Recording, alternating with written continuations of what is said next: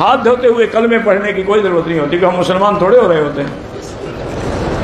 یہ تو حمام میں ننگے کھڑے ہو کر بھی کلمہ پڑھتے ہیں, لا الہ الا اللہ لا الہ الا اللہ و انا الیہ راجعون. یہ کہتی ہے ہماری فیملی میں ایسا ہوتا ہے کہ جب کپڑوں کو کھنگالتے ہیں, نکالتے ہیں پانی سے, تو کلمہ پڑھتے جاتے ہیں تاکہ یہ پاک ہو جائیں. کیا حکم شرع ہوگا؟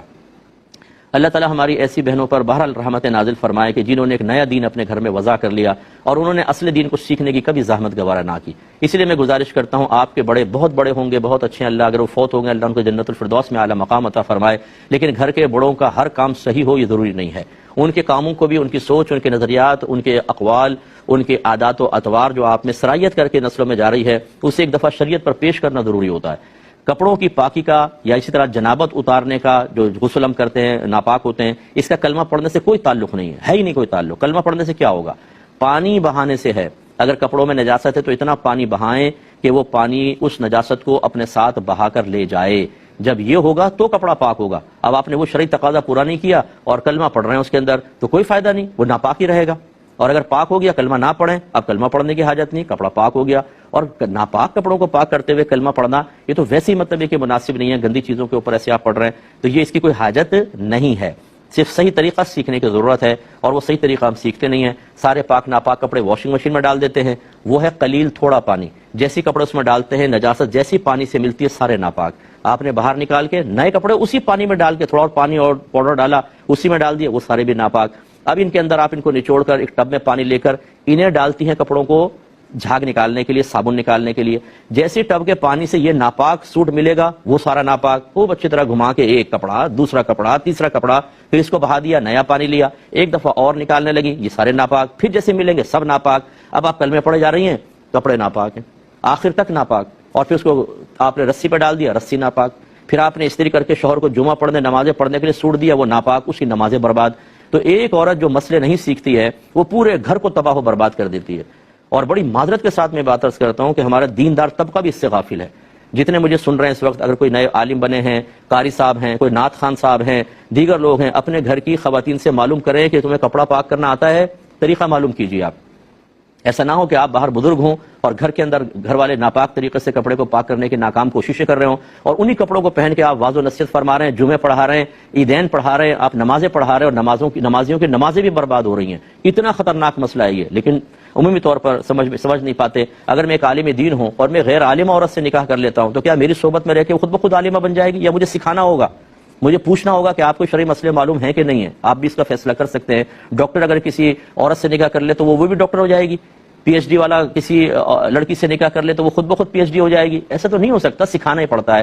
اس چیز کو سمجھنے کی بہت ضرورت ہے. باطن کے میل کو دور کرنے کے لیے, غیر مسلموں کو اسلام میں داخل کرنے کے لیے تو بہت ہی مفید ایک جملہ ہے. لیکن اسی کلمہ پاک کو آپ تصور کریں, ایک بندہ بیت الخلاء میں ہے جہاں وہ بے لباس ہے, جہاں گندگی ہے, وہ گندگی کا مقام ہے. آپ خود سے سوال کریں کہ مقام گندگی میں جب انسان بے لباس ہو, کیا خیال ہے کہ کلمہ پاک پڑھنا کیا درست ہوگا یا نہیں؟ آپ اپنے ضمیر سے پوچھیں, تھوڑا سا غور کریں گے تو آپ کا ضمیر آپ کو یہ جواب دے گا.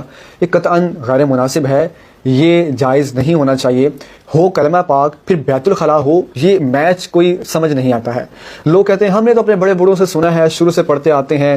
پھر بعض لوگوں کو جب بتایا جاتا ہے کہ کلمہ پاک پڑھنا وہاں پر کوئی ضروری نہیں ہے, تو وہ تعجب کا شکار ہو جاتے ہیں, کہتے ہیں پاک ہونے کے لیے کلمہ پاک پڑھنا ضروری نہیں ہے. ہم نے تو زندگی میں پہلی بار یہ مسئلہ سنا ہے, ہم تو شروع سے پڑھتے آ رہے ہیں, ہمیں تو شروع سے یہی بتایا جاتا ہے. غسل کرتے ہوئے کلمہ پڑھتے ہیں, استنجا کے بعد ہاتھ دھوتے ہیں کلمہ پڑھتے ہیں, کپڑوں کو دھوتے ہوئے کلمہ پڑھتے ہیں, کوئی چیز جیسے ناپاک پانی میں گر جائے اس کو دھوتے ہوئے کلمہ پڑھتے ہیں.